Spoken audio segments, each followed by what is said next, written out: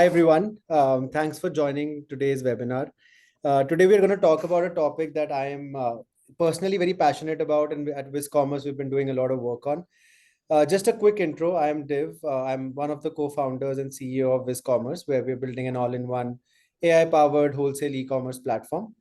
Um, in today's webinar, we're going to touch upon, what is this buzz about AI, right? Like you cannot go on to Twitter or X today and not read at least 10 posts about some magical use case of AI. So there's a lot of myths around it. There's a lot of misinformation around it. And there's also a lot of good about it, right? And in the ways that you can apply it to your business. And that's what our goal will be today, to just demystify a little bit of what AI is and it's not, and how you can really use it in your business. We'll be covering 4 key themes through this webinar. I think we'll start with why AI needs to be a top priority today. We'll go into a little bit of understanding of what AI is, right? Like, what do you really need to know about AI? What are the different kinds of AI systems out there, and what capabilities can they provide your business?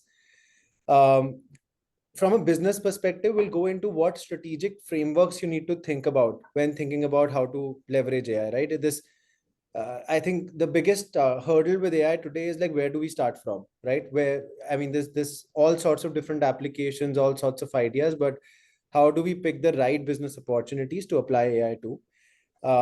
And then just talking a little bit about how you kind of go about executing on an AI project.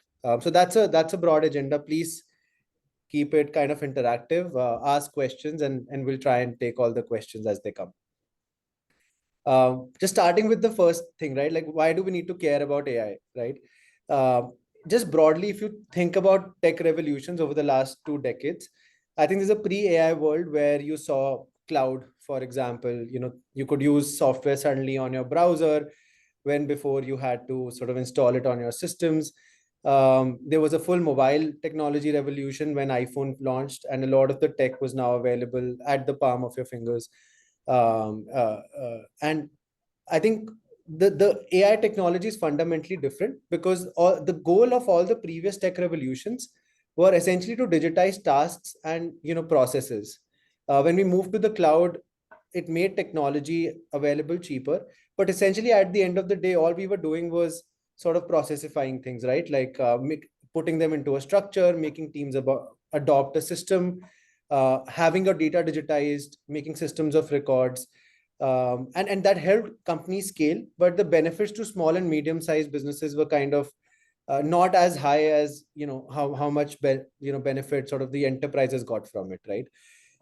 And as you adopt technology, I think the productivity gap between people who are using technology versus who weren't was somewhere in the 10 to 20% range. It made you more effective, but the delta was not that high between an organization that was very tech enabled and one that used kind of mediocre tech. The other fundamental of the last tech revolution was the implementation times, right? Like, everybody probably in this meeting has gone through one ERP implementation, and it used to take 6 to 18 months average to see any kind of ROI from your investment. But AI technology is kind of very different from all of these, right? This is the first time that software can actually do work for you. So it's not just you're not adapting to it, it's actually executing tasks almost autonomously. The productivity increase with AI is, anywhere in the 2 to 3x range, right? It's people who use it are 2 to 3 times more effective in performing tasks. And the ROI of this technology is in minutes, sometimes days, sometimes weeks, but it's very, very quick ROI. So what that means is that more and more companies will adopt it quickly.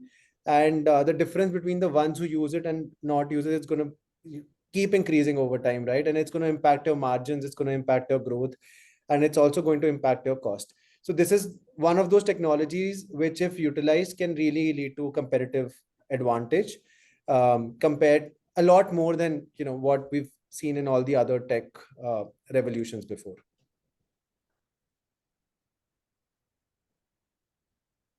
Shivali, let's go to the next slide.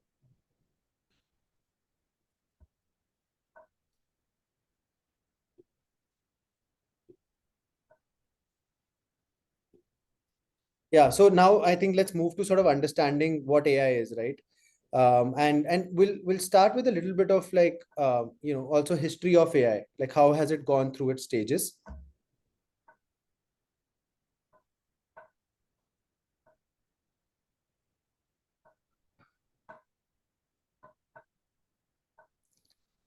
We have a quick poll on the screen, so if you guys can just answer it, it'll help us sort of tailor the rest of the presentation. So what AI is not, it's not a magic wand. It's not going to magically change your business. It is also not a sentient robot.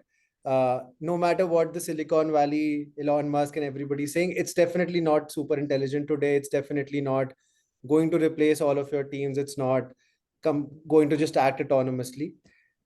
It's also not a plug and play automation. You can't just set it and forget it and it'll magically sort of change things. It needs data, it needs context, and it needs very strategic guidance on what it needs to perform as actions. That being said, what AI is today is it's assistive. It is a very, very good assistant. It can really expedite tasks. It can increase your productivity in by 2 to 3x. I used to write a board update every month. It used to take me 5 hours. Now it takes me literally 15 minutes, right? So a lot of tasks, it can really, really increase your productivity. It's a very, very good assistant. It can help you look at data differently. It can fetch data for you. It is task oriented. It's very good at solving narrow tasks, right? So if you give it a very, very big task, it will probably disappoint you. But if the task is narrow and it has defined steps, it can really, really do wonders in those tasks. And it is adaptive. It can, unlike the softwares where you need to adapt to it in certain ways, AI is adaptive. Your context, your data can really adapt the system to your workflows. So that's where AI is today. Think of AI, I think, in terms of contextualizing it, think of it as a junior analyst in your team, right? So it needs guidance, it needs a defined scope of work, and it needs to be taught, and it needs to be shown the ways of your business. And that's what the right way to think about it. It is not some super intelligent creature which can just do magic for you. The evolution and why AI suddenly has become a lot more effective is, so pre 2021, you had AI systems, but more machine learning systems. They were driven on data. 2021 is when the first, like, I think first time people use the earliest versions of Chat GPT. It could talk to you like a human. It was generating content for the first time. It could write text. But it was still a very basic system, right? Think of it as like word completion. It was a very, very good typist. So it was able to predict the next word really, really well. 23, 24, I think the biggest difference that has now come is that the AI is able to reason, which means that it can do more complex tasks. If you've used the latest versions of Chat GPT, or if anybody in the group has kind of used DeepSeek, you'd see that it actually shows you a chain of thought now. Like it's taking your question or your task, it's breaking it down into like multiple steps, and it's reasoning through those things rather than just completing your sentences in a way. And that technology shift is very powerful, because now you can actually use it on autopilot. It can actually go from being a co-pilot, which the earlier versions of Chat GPT were. They were just assistants. You would query it, or you would give it a very defined task, and it would kind of just summarize it or generate text for you. But now, because it can reason through those prompts, it can execute tasks, break it down. You can actually use it in the work context for very complex things. Like, think of it. For example, you could have an AI agent today that every Monday monitors your stock levels, compares them to what's selling well, and then creates at least a reorder plan for you to review. So it is able to now take that work autonomously, go query or call, let's say, an API into your ERP, bring that data, see which products are selling well, what the stock levels are. So it can do those 5 or 6 steps rather than just being a word completion agent.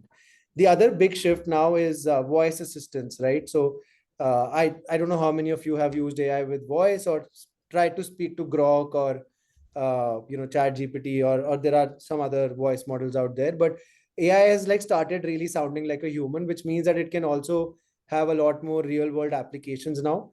Text is limiting, right?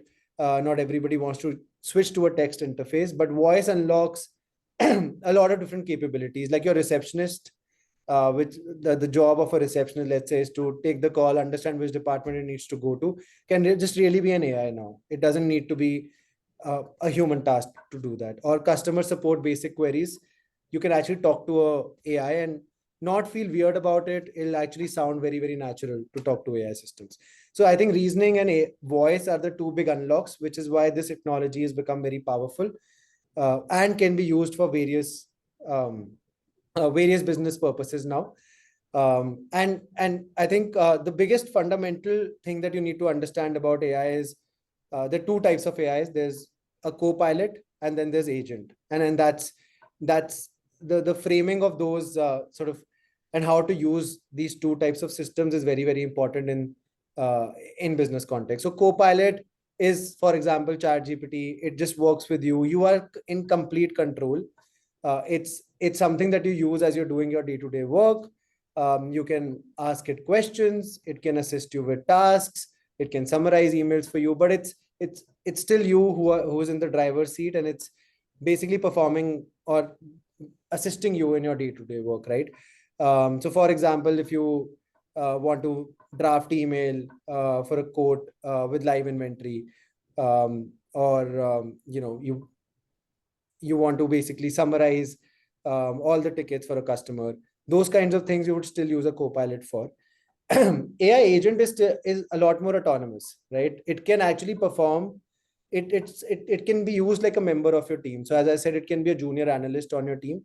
It can act autonomously. It doesn't.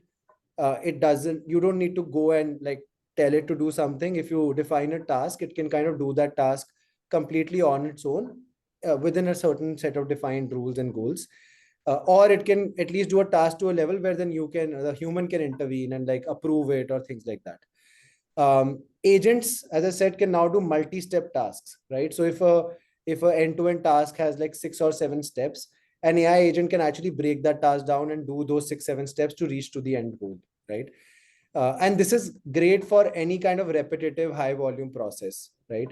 So as I said, monitoring back orders, or let's say if you get a lot of orders on an email in a PDF, just taking those orders, putting it into your ERP, like things where there's not a lot of like variation. There's a defined scope of work, defined steps, can actually be outsourced to an AI agent rather than getting them done by a human today.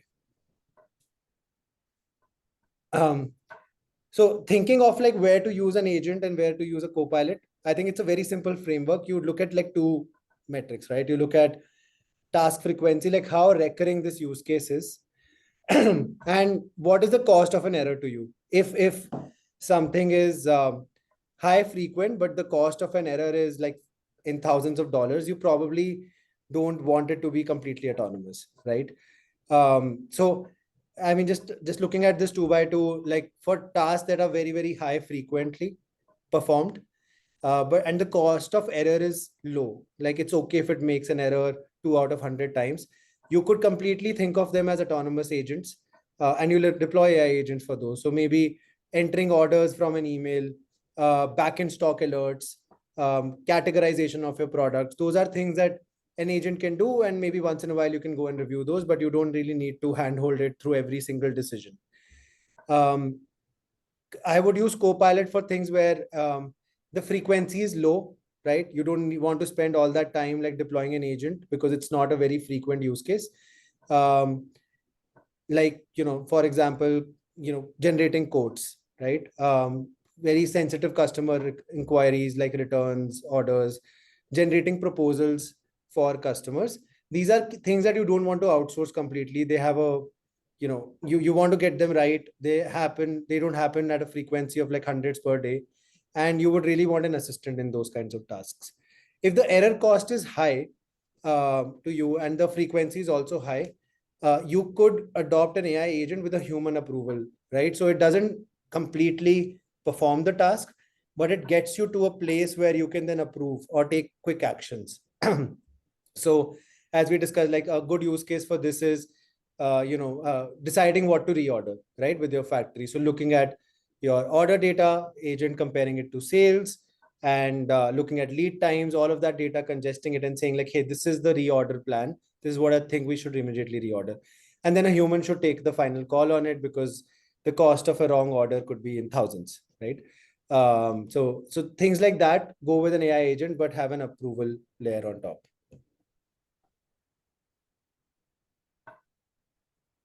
I think some of this you might already know about, but this is uh, like companies that are adopting AI are actually seeing real world benefits, right? So when Amazon reworked their AI powered recommendation, they saw a 35% increase in conversion rate.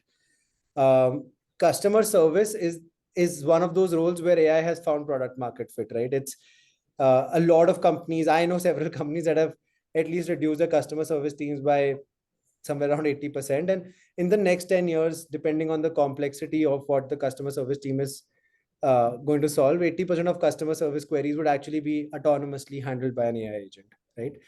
And the third key statistic for businesses like yours and mine are, and I see this with my sales team also, in sales over the last decade, I think one thing that hasn't changed is we still spend only 25% of our time in front of customers, and the rest of the time is spent in manual activities, redundant work around it, right? So if AI can make these salespeople more productive, at least 30% more revenue is something that a salesperson can generate, and we're seeing that already. Like the metrics for like quotas, etc., can completely change now. Like the previous rules don't apply when your 50% of your day that you were spending in manual activities can now kind of be automated.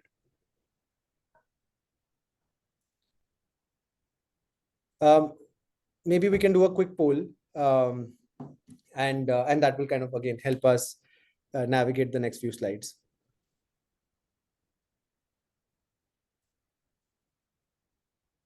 And please, if anybody has any questions, I know I just dumped a lot of information on you all, so please feel free to ask questions in the middle, and we can take them as they come.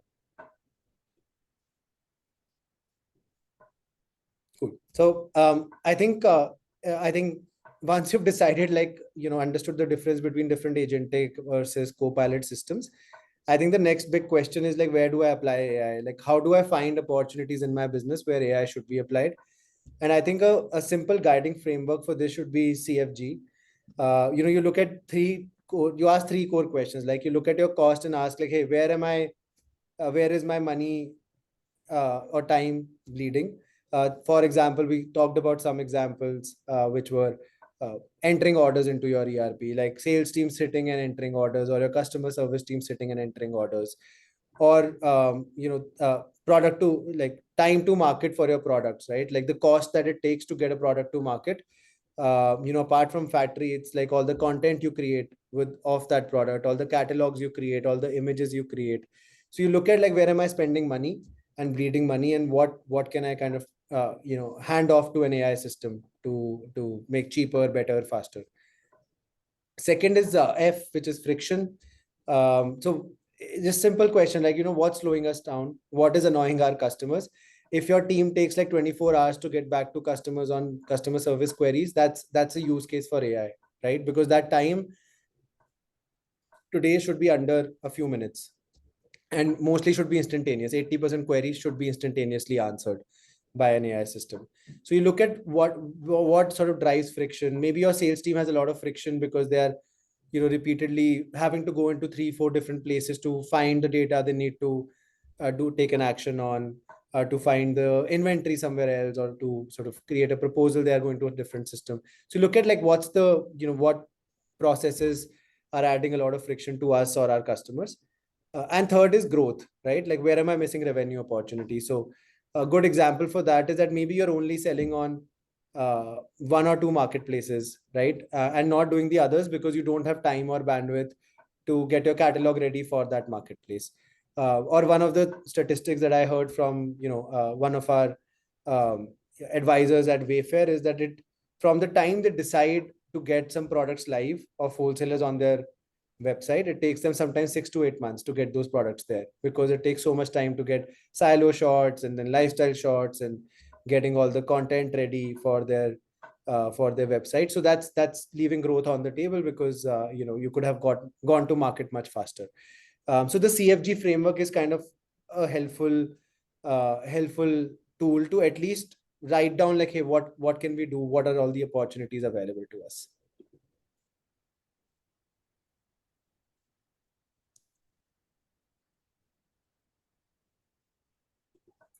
And once you have all these opportunities, I think you need to decide like where to spend time. And this is something that even at WizCommerce we struggle with, both in terms of prioritizing our feature roadmap for our customers, but internally, like we also see that okay, I can apply AI to like hundreds of these things, which can be better. But how do we kind of decide where to apply AI?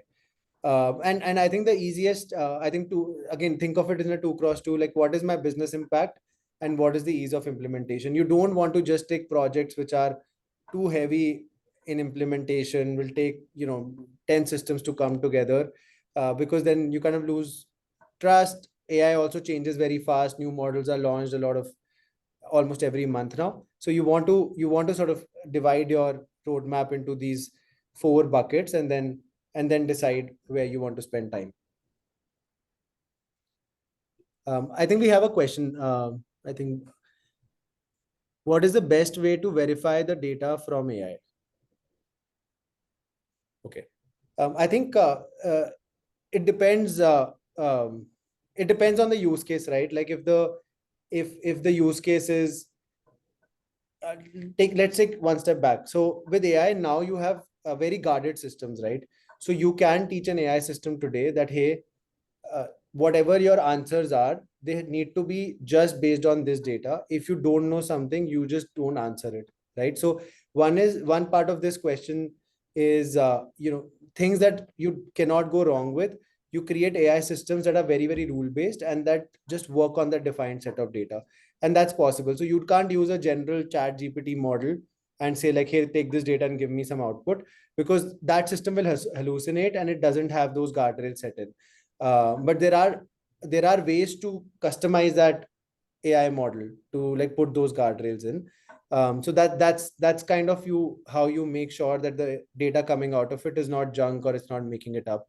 It's actually rooted in rooted in your data. I don't know if that answers your question, but if there's a follow-up, I'm happy to go deeper into it. Coming back to our opportunities, right? So I think top left quadrant is where I would start from. These are quick wins, right? And they are easy to implement and they have a high business impact. And this is our analysis. This might look different for different companies, but quick wins for me would be things like, how do I get my products faster to market? So be it all the catalogs I make, be it, getting them live on marketplaces with all the kind of images, video content. So that's a quick win, and that will not be a very, very hard implementation because it doesn't need to talk to hundreds of your systems. It doesn't need data from ERP. Another quick win, considering everybody is now servicing a lot more designers, and websites are becoming important, and personalization is becoming important, is you can personalize the browsing experience and buying experience through things like AI search on your website, right? Like instead of a very SKU search where people need to remember certain keywords, it can be very natural language. It can take more complex prompts as well as recommendations, just to make it easy for people to. Nobody wants to go through 10,000 products. Like people just want answers given to them.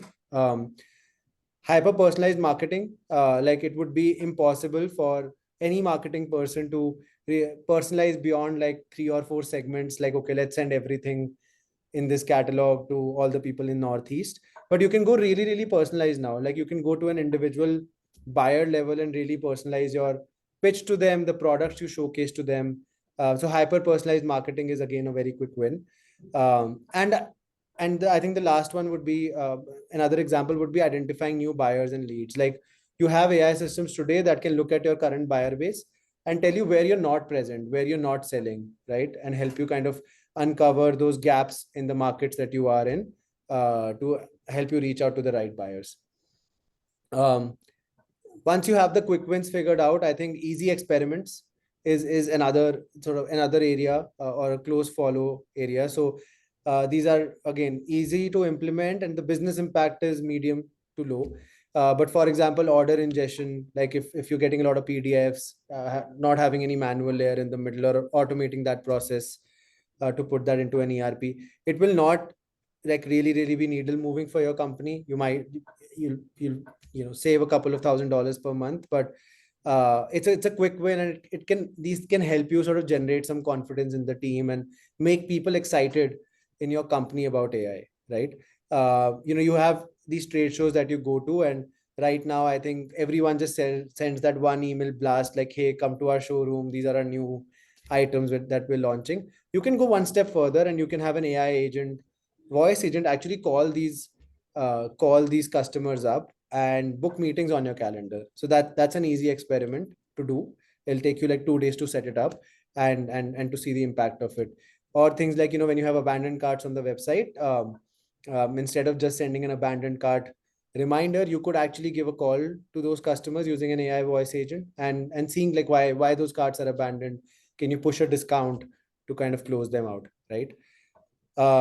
I think the third bucket is strategic investments, which is slightly harder to implement. Like, it'll take longer to implement essentially, but it is high business impact. And things that would go into this bucket are things that need to really be grounded in your data. So things that need ERP integrations, things that you cannot go wrong with. So for example, sales and customer service co-pilots or agents, because you really need to ground it in a lot of data. You need to connect it to all your current sort of systems of queries, systems of record, to make them work. But I would start investing in them soon, because these will take time to play out, right? And long-term bets are things that you would like, when you get time and when you're done with all these low-hanging fruits, you'd get to. So I think there are a lot of redundant activities that happen in all the companies, like payment follow-ups, for example, or time and again you have to record updates for resale certificates. So you could deploy, for example, voice agents for these things. But again, these would require implementation effort. It has to still talk to your data, but I think the business impact here would be kind of not as high as some of the others. We have another question on how much data do I need to train the AI to understand my catalog and customer patterns. Again, not a lot of data, right? So that's another fundamental shift with the new AI technology today is they're trained on the world's brain, right? They're trained on the entire internet. So they already have a lot of the pattern recognition figured out. So you're not really putting a lot of data to train them. And again, it depends on the use case, but they're pretty much trained. So the way you train an AI system today is actually more prompting, which is like you're actually talking to it and telling it like, hey, when you answer to me, these are the things I need you to care about. This is the tone I want you to answer, and this is the accuracy I expect, right? You cannot go wrong with this task. You are basically prompting and explaining the AI how you want it to respond and how it needs to be uh, behaving, kind of, versus like actually giving it a lot of patterns. Right. So once you've done that prompting effort, like even with like some bit of data, it can really perform good actions because it has a lot of pattern recognition already nailed. Um, cool. I think just we've kind of talked about a lot of use cases, but we do have some early wins that we have kind of worked with customers on, right? So we have an AI sort of co-pilot system that we have deployed with some of our customers for sales reps, where it's answering queries about stock status, it's preparing them for meetings with all the customer summaries. And on average, within those companies, we are seeing like reps are already saving about 8 to 10 hours a week, and there is further scope of increment there. The other thing that we've been working with our customers on is creating lifestyle images. And I think from our understanding, like, I mean, one of our big customers, like, you should spend like 30, 40, $50 per image. But more than the cost, it's the time to market, right? If I have to get 250 images done for Wayfair today, it would probably take me like 4 months and a lot of back and forth and a very, very painful and grueling process. So that's another thing which we have helped our customers with, is creating those lifestyle images in as less as a day, sometimes. And across all our customers, we see an average 30% increase in order value, where customers use our recommendation features like view similar, AI search, AI recommendations on buyer level. So there are some early wins that we have also seen with our customers. And so I think these systems can really help elevate. They're kind of proven in a lot of contexts.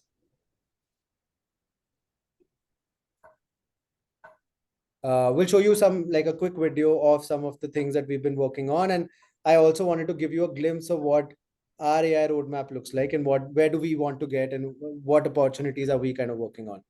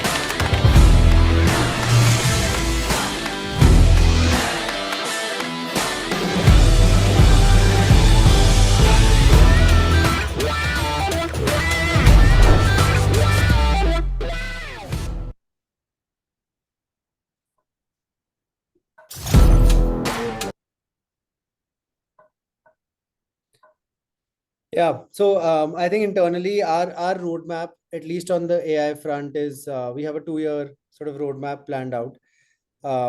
There's a quick poll on your screen, so if you guys can, help us sort of understand which of our products you feel will be most useful for your company, that will be super helpful. But in terms of our roadmap, we've started with, again, the same prioritization matrix that I showed you earlier. So we've started with some of the high impact long term bets, like, AI sales copilot, along with some easy to implement, so AI photography and video studio, and working on an AI marketing manager as well.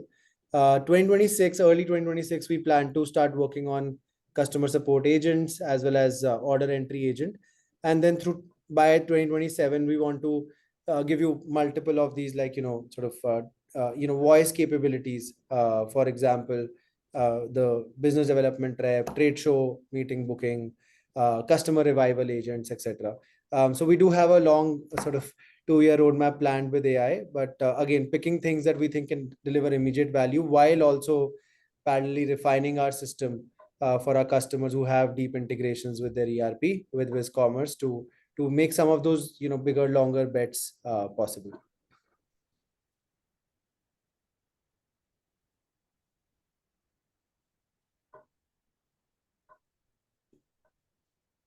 So there is a question about sort of these images. How do you keep furniture that you're showing to the AI return the same geometry with lifestyle images? I have looked at other solutions for this, and furniture often changes geometry. Um,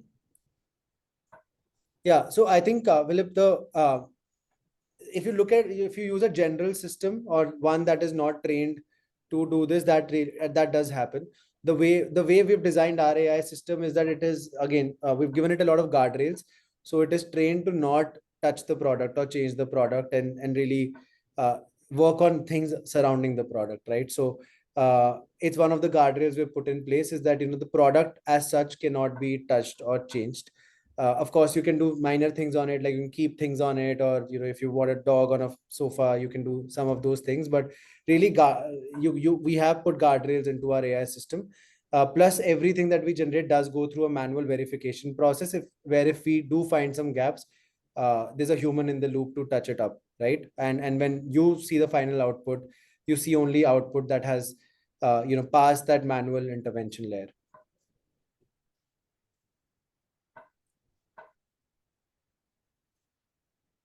Perfect. Yeah, I think that's most of the content. If people have more questions, I would love to answer them.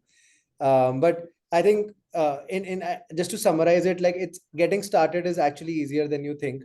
You don't have to, you don't be all over the place. Like, start with a clear business objective. Start with, what is my goal for this year? Do I want to work on my cost? Do I want to work on growth? And really, like, use that 2 by 2 to find quick wins, right? Once you start seeing those quick wins, your team will be excited. And truly, like, the only way to implement AI across your organization, it requires a lot of change management, right? Even more than software, because there is a genuine fear with some people that, I might lose my job, or can I trust this AI to do this? So there is a lot of apprehension among people. So you really need those quick wins to create internal champions, right? And then execute. And then I think there's a lot of tools and partners out there. We of course want to be one, but once you have a clear, defined problem statement, you can actually go look for a defined solution for it. I think just general chat GPT, or just, a general AI model like Gemini, wouldn't really solve your high impact problems. You would need a specialized solution of sorts, where it kind of has a defined workflow and guardrails to make that AI operate in. So once you have a clear idea of what you want to solve, like, go look out for right partners. Don't try to solve everything with chat GPT. It just wouldn't solve it. And yeah, I think there's I mean, we put this link on the chat, but if you want to discuss anything about AI, how do we implement it? If you have any ideas and you want our help on, like, evaluating whether this is even possible, I mean, we're happy to, and we'll provide free consultation. We're eager to help, and this is a fundamental tech shift that we think will benefit a lot of people, and one that is also probably the most confusing technology shift that has happened in the last 2 decades. So we are happy to help, and happy to consult you on what systems you can use, how you can solve particular problems, whether you should even be attempting to solve those problems with today's AI, and where it has reached. And also happy to recommend other companies which might be solving that issue, right? So feel free to, like, block our calendars and brainstorm with us.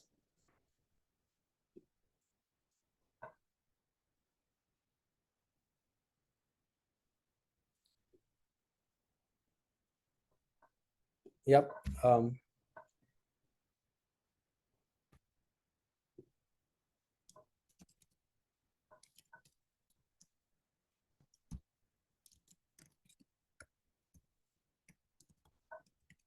Perfect. If nobody has any other questions, you have our credentials. Please feel free to reach out, and I hope this session was informational and you did learn something from it. Ricky, there is a link in the chat to book the consultation. We will also be sending all of this to you by email.